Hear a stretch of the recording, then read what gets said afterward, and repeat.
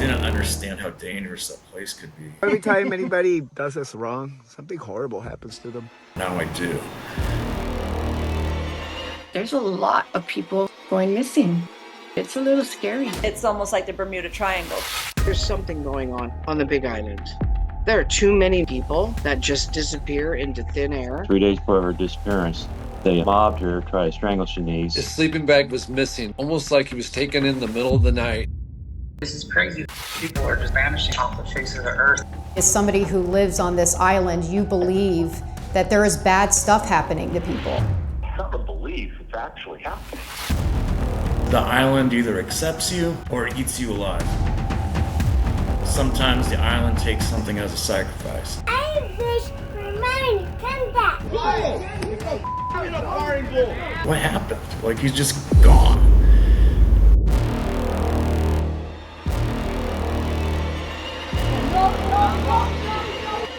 This is Law and Crime Investigates.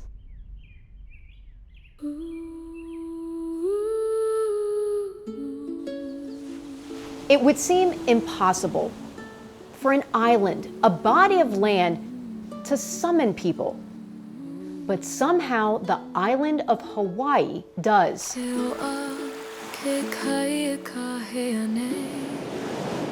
Positioned at the very end of the Hawaiian Islands, below Maui, the Big Island, as it's called, is vast and isolated.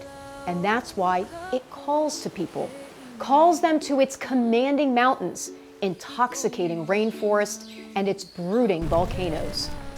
Its beauty makes people think nothing bad happens here. The Big Island has kept its secret, the secret of its missing people, until now. So he wore this a lot. Tiger necklace, he wore that all the time. And then he had this sword that he keep by my bed. That was his. So here's us when we were in football. He was 69, I was 96. My dad thought that was hilarious. I was a twin. This is the first time I've ever been just an individual now. I feel like half a person. I don't even like my own birthday anymore because we shared it. So I think he got murdered. He might be floating around the ocean or buried somewhere, rotting, without anyone knowing where he's at and loving him anymore. It sucks. Kelly Gravitt is one of nearly 100 people who have disappeared from the Big Island of Hawaii in just the past 5 years. That's about one person every 2 to 3 weeks. Police haven't determined for sure what happened to any of these missing people. They're just gone. The department has suspended most of their missing persons investigations due to lack of leads, leaving 100 families, hundreds of people when you do the math, not knowing what happened to their loved ones. It's really quite staggering when you think about it. We wanted to get more specifics from the Hawaii Police Department, but the department declined to participate with us. During the course of this investigation, you'll hear several stories of the missing. Many of them begin like Kelly Gravitt's. People from the mainland who go to the Big Island looking for serenity and escape. So he was deployed to Afghanistan when he was only 20 years old at that time. And February 2nd, 2010, they hit an IED, and it ended up taking everybody's lives but Kelly's. And he was airlifted to Fob Lagman, and had half his leg missing, had shrapnel in his face, shrapnel in his arm. He had a traumatic brain injury. The surgeon told me, I'm just going to tell you, it doesn't look good. I don't think he's going to make it. And we went to Walter Reed, and we did a lot of medical work there at Walter Reed. He was awarded a Purple Heart. It took a couple years to grow skin back. We're living upriver here in the state of Oregon, and September 8th of 2020, a major forest fire hit. Fireplace, standing in my yard. burned 517 homes, and we lost every single thing that we owned. 5 months after that, my wife passed, and now we'd lost everything. Kelly decided, he wanted to, kind of move to Hawaii. Like a friend of his was moving there, and he thought it'd be a good place to try to heal. He was looking for peace and tranquility. And at first, Kelly found it on the Big Island in an area called Pahoa. It's the place a lot of people find themselves when they come to live their new life on the Big Island. But it's not considered a safe area.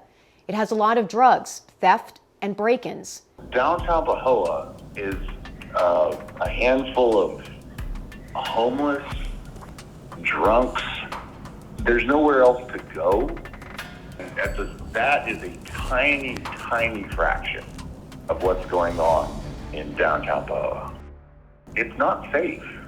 In fact, after we analyzed public police records, a pattern emerged.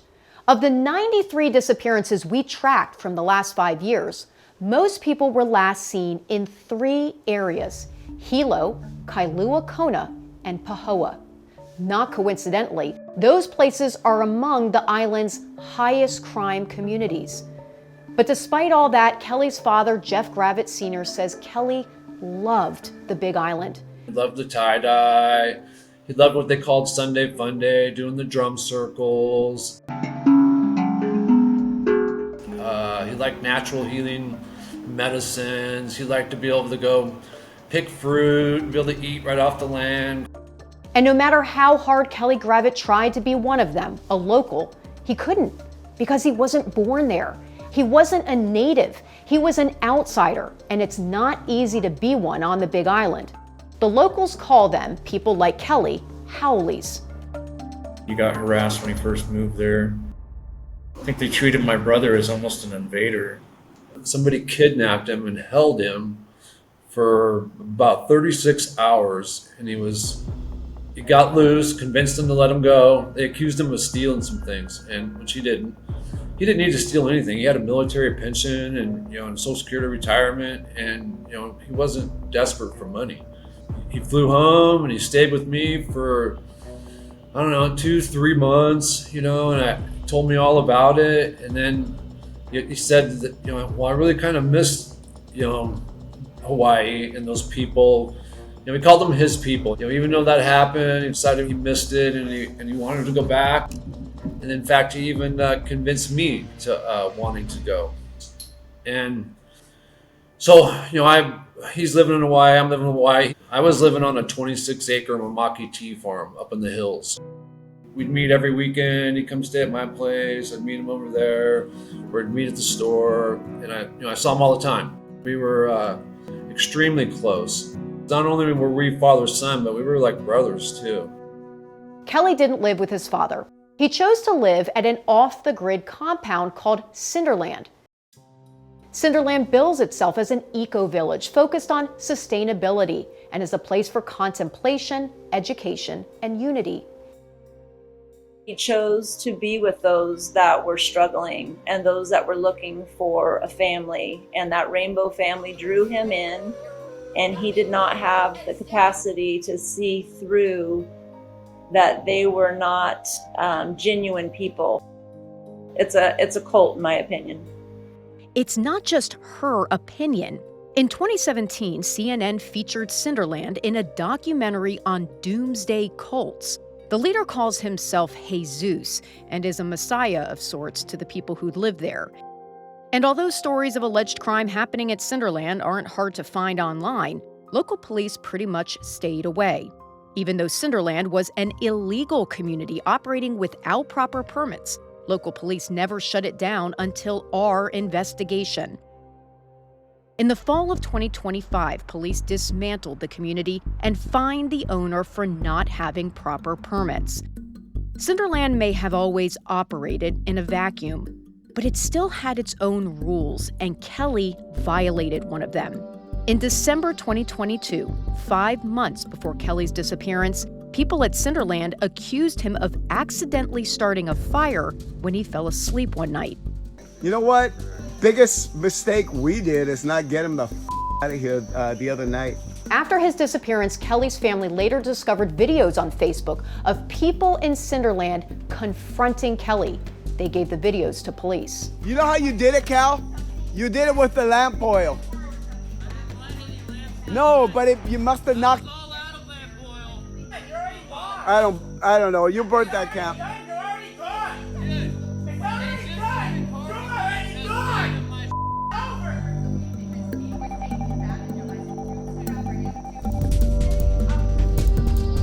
Kelly was forced to flee Cinderland after he said the residents there threatened him. Kelly's friend, Ponder, recorded this video of Kelly a few weeks later describing what happened. Anyway, I thought it would be nice to ask Kel, what happened at Cinderland, bro? You know, they just told me to leave, and I started collecting up my things, and but I guess I wasn't leaving fast enough because they started picking up shovels and bamboo and started chasing me around. I made the mistake of picking up something to try to like defend myself because I was really scared for my life. And then so they started coming at me harder, like, you know, kind of taunt to me with their weapons. And so finally I just tossed mine down. I said, okay, I'm leaving. You know, please just let me leave in peace. And I walked to my car and I got in my car and I left in peace. I've been trying to get in contact with Jesus to let him know that, you know, if there's anything that's come out of pocket because of this, I'd like to reimburse them. I just say, everybody, I love y'all. And you guys scared me. And I'm sorry that you feel certain feelings. But there's truth and there's illusion, and that's up for you to decide. But it seems the people of Cinderland weren't ready to move on.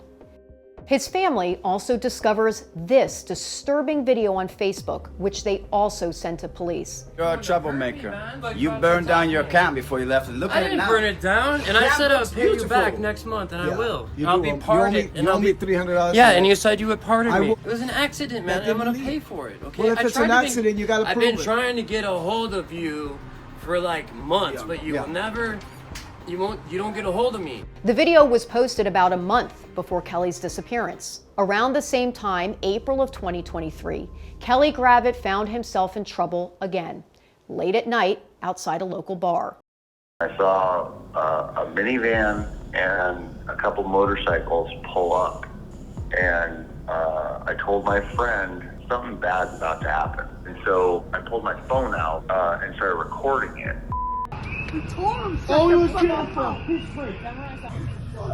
Eric Meeker, a local resident, recorded the heated exchange. He recalls how he watched Kelly lie down in the street.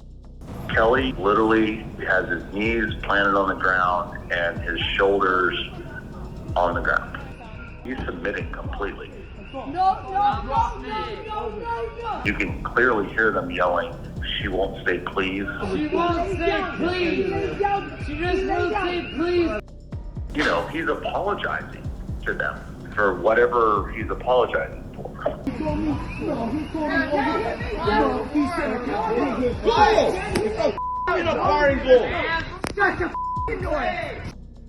On May 9th, 2023, Kelly Gravitt posts for the last time on Facebook a picture of him with a black eye. Even though Kelly lost his phone shortly before disappearing, his friends and family are calling and texting, trying to reach him. I realized by about May 12th that no, I can't get a hold of him. He hasn't called me. You know, there's something wrong. My birthday is May 19th, and my birthday comes around and I don't hear from him. As soon as we lost communication, it was like a really strong feeling, like something very bad happened. You know, when I went to the post office, because he would get his mail general delivery, he had packages there from May 8th to May 12th that he had never picked up. So that was a huge red flag. I go to where he lived at, right? Since getting kicked out of Cinderland, Kelly had been living in this makeshift camp. Nobody wanted him around, and this war hero went and camped in the woods by himself on some empty property, and it left him completely vulnerable. I'm looking around and I find his nicotine vape pen on the ground by the road, and his sleeping bag was gone, and so it looked like he'd been abducted. Jeff files a missing persons report with the Hawaii Police Department. Police don't list Kelly as an at-risk missing person, despite the fact that Kelly had medications he needed to take for his traumatic brain injury and suffered from PTSD. I get assigned to a detective who was on the case for 2 days, and then he went on a 2-week vacation, right? Then he gets back, he's back for 2 days, and then he goes out on medical leave for a week. Then he gets back to work for 2 weeks, and he goes on off-island training for a week. So I have this detective that's literally not there. You know, I'm calling him, I'm calling the captain, I'm calling the chief of police, I'm calling the deputy chief, I'm just exasperated. I don't understand, you know. Jeff and Kelly's family and friends start doing their own police work. I went everywhere, you know, he hung out and talked to hundreds of people. You know, I have all these flyers made, and then I put a $10,000 reward on them, and then I bumped it up real quick to $20,000 reward. The vape shop contacts me, said, hey, your son came in here every week. This week he came in with an unknown female. We've never seen her before and stuff, and we have it on the video camera, right? So you can tell the police they can come in and get it. So I told the police about it. They never went and got the video. They went to go get it after 6 months and like, sorry, it's been recorded over.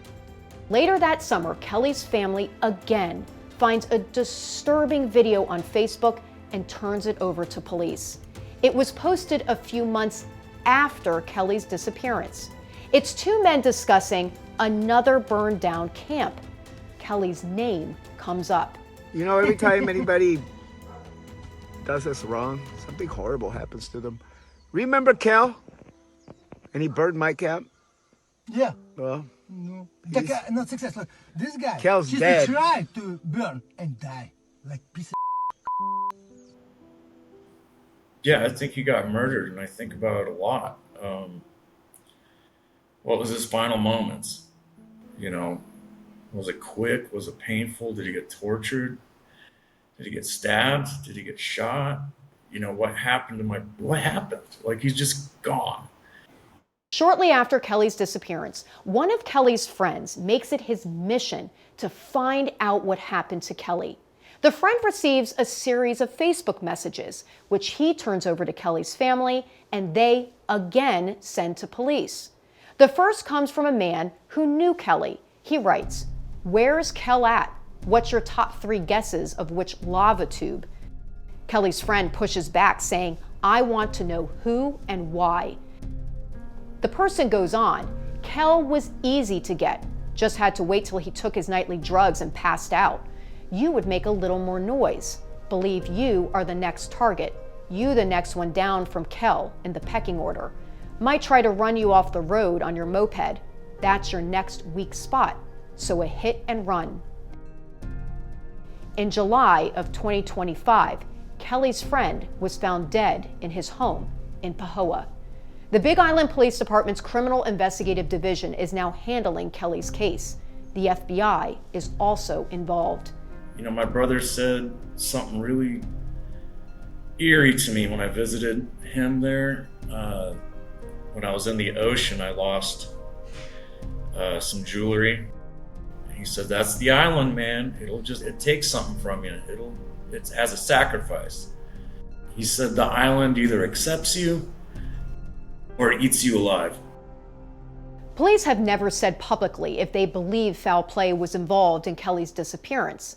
But that's not true in the cases of 54-year-old Joseph Smythe and 41-year-old Jennifer Schoen. Police say they believe foul play was involved in both their disappearances, although they aren't saying why. Smythe was last seen May 2021 at his home in Mountain View. It's a neighboring town of Pahoa. Schoen was living in Pahoa and was last seen at her house in July of 2022. Schoen had moved to the Big Island from Montana with her 2 young sons a few years prior.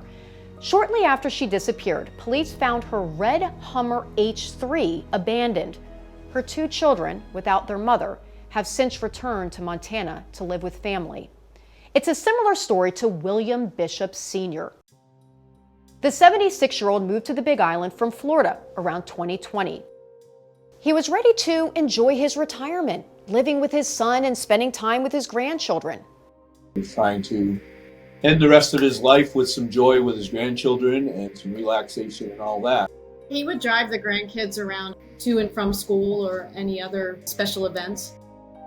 On January 22nd, 2023, he disappeared from his driveway along with his silver 2019 Toyota Corolla. My father was outside of the house where he lived, and he was washing his car. My nephew was outside playing basketball at the same time. My nephew decided he was too hot. I gotta go in, cool off, take a shower. So my nephew went in, took a shower, relaxed a bit. He was roughly an hour. Then he went back outside, and Dad was gone. He didn't question it because Dad came and went as he pleased. I mean, there was no restrictions on, hey, nothing like that. So shortly after, within an hour and a half or 2 hours, my brother had showed up back at home, questioned, hey, where's Dad? And my nephew said, well, I'm not really sure. I took a shower, and next I know he was gone. So my brother decided, hey, let's see where he's at. So he tried giving him a call. And when he did, my father's phone rang in the bedroom that he was staying in. So my brother went in and looked, and there was his phone, there was his wallet, and he had a pouch that he carried vitamins and all these little necessities. Everybody's got a little pouch that they bring with them when they go on. The family calls police to report him missing, knowing that all this is highly suspicious. They check Bishop's property. We'll just go check the property real fast. They don't find anything. All clear. They talk to neighbors. I'm here because one of the neighbors on this street is missing. William Bishop, are you familiar with him?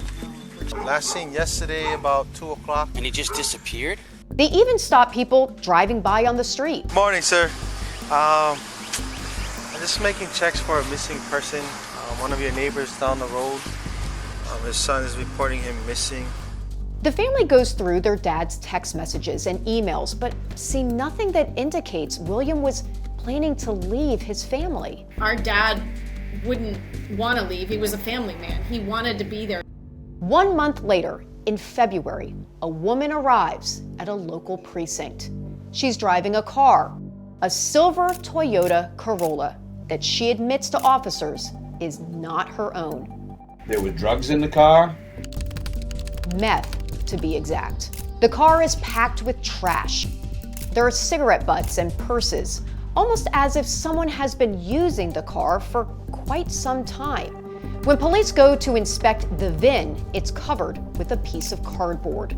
They remove the cardboard, run the VIN, and lo and behold, it's William Bishop Sr.'s car, but it's not his license plate.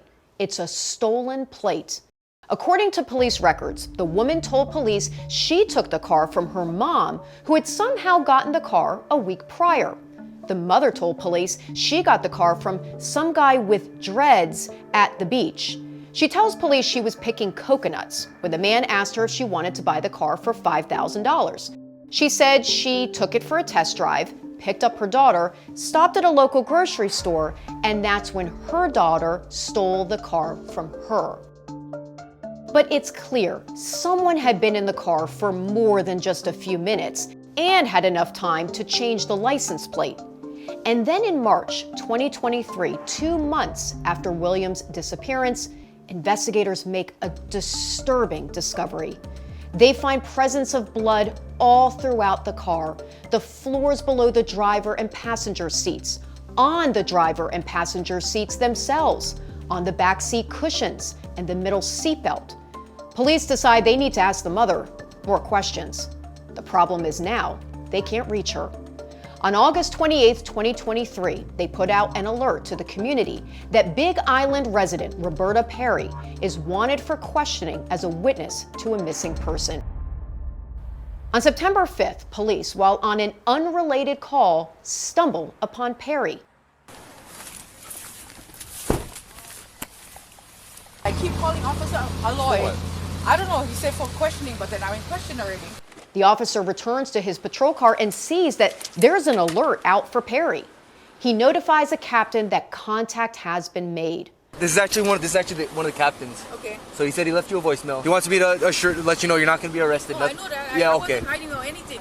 Yeah. You know what it's regarding though? It's my daughter. I had this car. This guy was going to sell it to me. My Yeah. daughter ended up stealing, you know. Okay. She got caught with him. And supposedly that was a missing guy's car. Okay. Okay, thank you. You have a good day, yeah? On October 12th, Perry comes into the precinct for a polygraph. They ask her if she got William Bishop Sr.'s car from a guy with dreads, like she says. She tells police yes, but the polygraph shows she's lying, and police let her know. Within seconds, according to police records, Perry drastically changes her story. She says a homeless woman who lives behind the grocery store gave her the car. Despite Perry's shifting story, when police ask her about whether she hurt Bishop or knew about his death, she passes the lie detector. A year later, police determined that all the blood found in Bishop's car is not human blood. I spoke with former NYPD detective Mark Pucci and current private investigator about that. They're saying it's not human blood, but the blood is all over this vehicle. How do you explain that? That would lend me to believe that just some of it had been corrupted or tainted, but any blood being present in a car where the family is saying that the father was this meticulous, very, very neat, clean person, that's a huge red flag. Because if he accidentally had any kind of blood in his car, he would have cleaned it, presumptively. Big Island police have publicly called William Bishop Sr.'s disappearance concerning, but not suspicious. If there's blood in a car and the family is saying that this guy vanished, left his grandson home alone and his phone and his meds and his wallet, how is that not suspicious? Pucci says Bishop's age is also concerning because most retirees don't disappear into thin air. But in our research, we found from the past 5 years, 13 people ages 65 and over are missing from the Big Island. The average age of the missing person from the Big Island, it's 44 years old, older than the typical missing person, which is usually someone in their 20s or 30s. The age is generally what would be considered outside of the, typical, I'm going to put myself in harm's way. They would actually be risk averse. And a lot of the backstories appear that they were people that had, successfully completed their work careers or raising their families, and they were making the conscious choice to go to Hawaii to, ride out into the sunset, so to speak, and enjoy their later years. The last time the Bishop family heard from police was 2 years ago, March of 24. That's when police told them they were suspending their father's case. That's when the family took their pleas to Facebook. My name's Jay Bishop, and I'm on here because this man right here, William Bishop, is my dad, and he went missing on that island. I've had multiple, and I know my sister has as well, multiple reach outs from people on that island in private messages that will not go to the police because they're worried about their lives. And then on February 10th, 2025, William's son, Jay Bishop, gets a strange text message. Sorry to bother you. Are you in any way related to missing older man named William Bishop? I replied, yes. The guy says, I'm staying anonymous. This is a burner phone. Sorry. I said, I understand. Can I ask where you got my phone number? He says, I really don't want to answer that for my own personal safety reasons. And I apologize for this approach. This is what's on the table. I believe most of your answers will come to light. So I said, fair enough. I do not want anyone's safety jeopardized. He says, more on the police side. I'm not sweating that old lady. The Bishops believe the old lady is Roberta Perry. Get police involved after you are at the location. Police won't enter without a search warrant, probable cause, and investigations. So I said, I assume you're referring to his remains. Then he says, once you're there, then call the police and remain on the property, so they have permission to come to you. Under the search warrant exception, exigent circumstances, that's the correct and fastest way to do it. I said, okay. Location, ? He says, what about the $800? I said, the $800? ? The texter responds, that's what the woman owes the texter. That's why I'm trying to sell her out for what she owes me. You pay it, and then I'll send you the longitude and latitude location you are looking for. So I said, we have a reward larger than that from information that leads to his remains, but no money goes out till his remains are located. He says, yeah, I'm aware of that. All I want is my $800. I said, this message can be your proof I'm offering you a reward larger than $800 you are asking for. We get remains from your information, I guarantee you will get payment. And he never replied back. This came February of this year, and I have no idea where he got my number. I mean, I think we've gone through every roller coaster ride, every emotion over the 2.5 years at this point.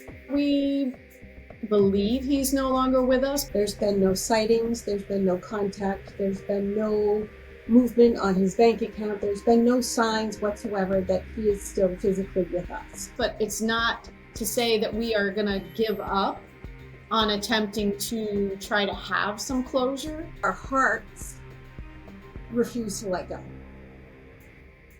Connie Fairbanks also will never give up on finding her missing son, Landon Fairbanks. Like the others, his disappearance involves his car. Connie says the last time she saw her 42-year-old son was around 7 a.m. on August 3rd, 2022. Landon suffers from bipolar disorder, and he had told Connie something disturbing as he left the house that morning. He made the statement that maybe Dustin and I would be better off without him. I said, no, Landon. When did you start to realize, like, oh my gosh, he's not home? Around noon. So here you are, you're concerned about where he is, and then you get a phone call. Right. This woman calls you, and what does she say? She said that she had Landon's car, and I was like, what? Because you don't know this woman. No, not at all. The woman sends Connie this picture, the last picture of Landon Fairbanks standing next to his car. What did she say is on that piece of paper? It says, I, Landon Fairbanks, am signing over my car. I something to that effect, that, you know, I'm signing over my car to whatever her husband's name was, and wrote my phone number on the piece of paper. Did you ask this woman how she knew your son? Yeah. And she said, I don't know him. She said, well, you should come and get the car. And I said, well, yeah, we're going to come and get the car. But, I wanted to talk to her because they were the last people that saw Landon. And I wanted to find out what she knew. So you called the police and you said... I said, look, I got this call from this woman about my son, Landon Fairbanks, and that he had left his car on their property, and that was hours ago, and I haven't heard from him either. And I said, I want some police to go check this out. Connie jumps in her car and heads to the woman's house. The car was in her driveway, on her lawn. Where was it? In her driveway. So you get there, you see the car. What do? Well, she came out and, I'm asking her these questions about him. And she kept saying, oh, he was sitting on the seawall waiting for friends to come pick him up. I mean, did you see him get in the car with someone? Well, no. And she was very evasive You know, And what did you find in the car? I found his backpack, which he never goes anywhere without. I found his wallet and his phone. And that is when I really got concerned. She asked the woman for the note Landon was holding in the picture, but the woman refuses. She would not give me that piece of paper. Did you say to police, can you please go get that piece of paper? Uh-huh. And the detective says to me, oh, well, you know, no, we can't do that. Don't want to make her mad. And I said, I don't give a about making her mad. I need that piece of paper, and why won't she give it to me? You, police, should have that piece of paper. That's evidence. Police never got that note from the woman. That makes no sense. That is a tremendous possible windfall source of information. That should have been extensively investigated, you know, with the whole interaction, you know, how did he come to be there? And then her contacting the mother and then looking to give the car back. That just doesn't ring true, because why would you allow that, you know, quote unquote transaction to occur and then all of a sudden want to back off of it? You know, so I mean that's a huge red flag that something bad happened to him, you know, after that picture was taken. Police instead go to the beach nearby and speak with people about whether they had seen Landon. They just went down and walked around and, you know, said, oh, well, you know, we can't find him. So, he's an adult. He's 42. He just went off on his own. A brief canine search also comes up empty. There's something going on here on the Big Island. There are too many missing people that just disappear into thin air. And the majority of the disappearances of people from the Big Island over the past 5 years are people who look like Landon Fairbanks, white men. Out of the 93 cases we tracked, more than half of them, 42, are white males. And Pucci says there's something else. There seems to be at least one or two women involved in the direct custody of all these vehicles. You know, seems to be a pattern in and of itself. If I was in the Hawaii Police Department, I might look at a pattern that might be they're quote unquote living off the grid and off the land, but that's not quite enough, and they might need vehicles to borrow. And you know, if the person is attached to it, then you know that's just collateral damage. While the Hawaii Police Department has been trying to find the nearly 100 people who have disappeared over the past 5 years, the department has also been dealing with its own issues. Public records show that since 2021, at least a dozen officers from the department have been discharged, accused of assault, drunk driving, burglary, harassment, robbery, sexual assault, criminal trespass, tampering with evidence, and falsifying records. Those cases have been turned over to prosecutors. Dozens of other officers have been suspended for misconduct, like not activating their body-worn cameras, disposing of evidence, and use of excessive force. On top of that, the department is also short 75 officers. And with an island that's 4,000 square miles, large enough that all the other Hawaiian islands could fit inside it nearly twice, having enough manpower is critical, especially when trying to find people who have disappeared into thin air.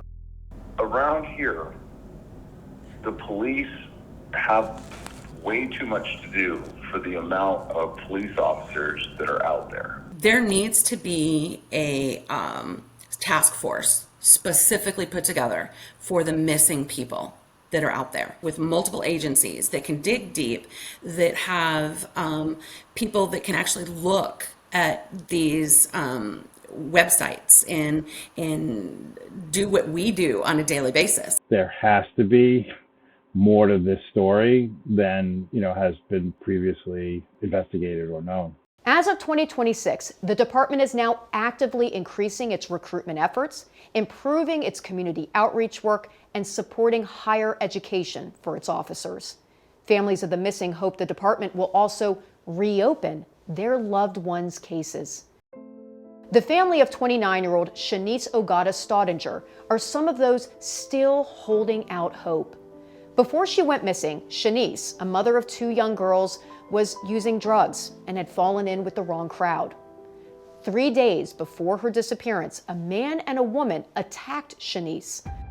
They mobbed her, tried to strangle Chenise. He had a rope around her neck. While he was choking her, his girlfriend came from the side and hit Chenise on her ear on her head with a big vase or some sort.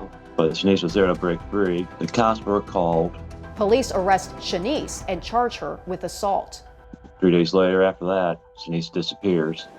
July 9th, 2023, Chenise goes opihi picking with her cousin. Opihi are Hawaiian oysters. They're a delicacy. Picking opihis is dangerous. People can get swept into the ocean. But Chenise's family isn't convinced that's what happened to her. He said she was at the vehicle fixing her opihi bag, and he went to the right of the vehicle, which she wanted to go to the left, and he told her not to go that way. Let's stick together. And then she was like, oh no, I'm gonna go that way so we can get more in a short period of time. So he went out, she was still at the car. And then when he came back, she wasn't there. She didn't return, so he ended up going the opposite way looking for her down the whole coastline and couldn't find her. The family calls 911 and heads to the beach to look for her, but they don't find her. Next morning, the police sent dogs were there.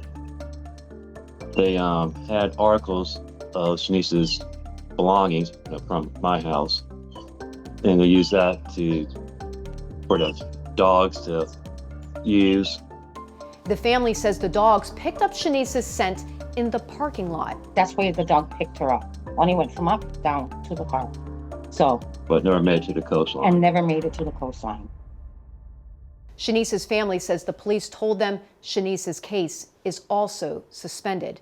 It's a heartbreaking reality for Chenise's family and her 2 children. On her 5th birthday, Chenise's daughter wished for only one thing. You blow out your candles. What you wish for? I wish for mine to come back. Oh, wow. Oh, yes. All I want as of right now is for my 2 nieces have their mom back. I feel so bad for them because every day the little one always asks Jesus to bring mommy back. Heather and Brett Eckley also pray every day that their son, Tyler Rakowski Eckley, is found. I guess what keeps me going is just the hope that we can find him and bring him home. Tyler moved to the Big Island from Minnesota in 2023. He was always that kid that was going to get out of here and, go somewhere where he could walk in the sand. He just loved the ocean and loved everything about it. He was last seen Friday, August 9th, 2024 in Pahoa. I last spoke to Tyler on the Tuesday before he went missing. He wasn't doing great mentally. I didn't think he was going to take his own life or anything, but he was struggling to stay sober. I know he made it to his NA meeting that night in Pahoa, and then someone had seen him on Friday. It was that Sunday, the 11th, when I got a call from Pahoa Police Department saying that someone turned in his belongings. The person said they found Tyler's belongings on some rocks by the water. I ended up putting a post on Facebook, and I was looking for any Hawaiian site, Big Island site to put out to be aware. I thought his dog, Ohio, was probably with him, and if that was the case, then I knew he was okay, I guess. But then I found on one of the sites where someone had found his dog and had taken her in home with them because she was just running loose in the area that he went missing. So, and that's when I really started to get discouraged and, you know, something is really wrong. But in conversations with some of his friends and stuff, they're like, he said, I'm so glad I have Ohia. I will never, I'll never leave her. Heather files a missing persons report. They went and talked to people at like the retreat center, at the Kalani Retreat Center across the road from where he went missing. They said that someone saw him Friday morning on the cliffs, kind of down on the rocks, and that he wasn't stable at that point. I know one of the people who worked there, a woman had given him a water and like a granola bar or something. He said he was trying to sober up. It was frustrating that no one was ever able to get the camera footage from the retreat center. By the time the police went down, they said it had been written over already. So that's where that kind of ended. And that was really what we needed.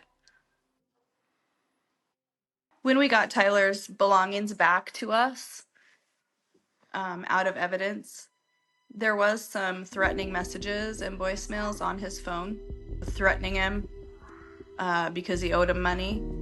4 or 5 months before this happened, some drug dealers were after him. We did everything possible at that time, hung flyers, talked to anybody that was down in that area. We had a man that helped us with his drone. He flew it along the coastline.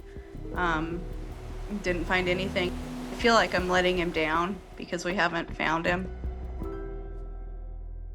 Holau Leslie Yap knows exactly how she feels. There's so much about Ola that I want people to remember. I mean, sorry. Her brother, Earl Owa Hind, a fisherman, disappeared in April 2025. He was last seen on his boat.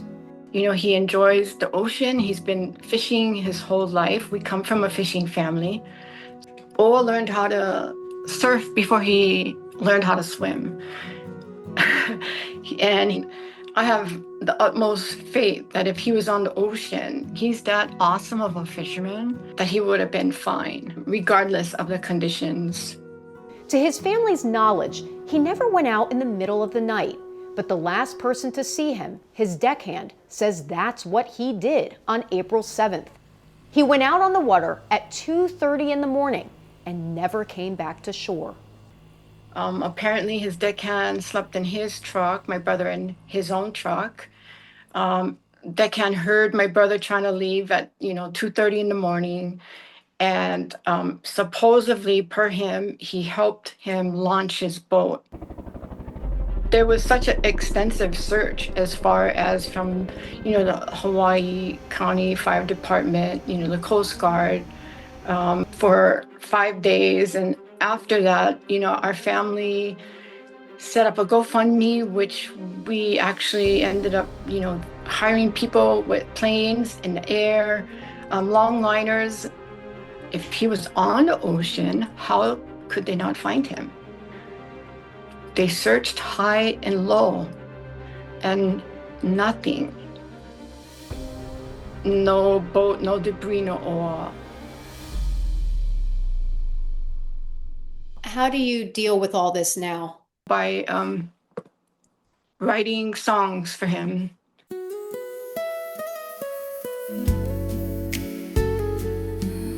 And, playing them on social media.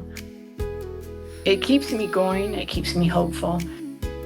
It keeps me feeling that I'm trying to keep his name alive as long as possible. The ocean is calling your name. That's why I'm here. It's just to keep the awareness of him still being missing. And also for other people who are missing here in the Big Island.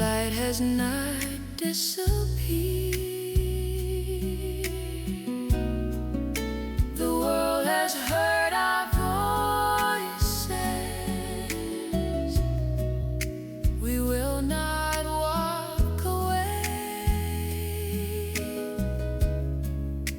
Our hearts are steady, our love unbroken until the very end. Oh, I come home across the deep blue sea. We are waiting for you forever and always. Oh, come home. The ocean, the land, the sky. They know the truth and will carry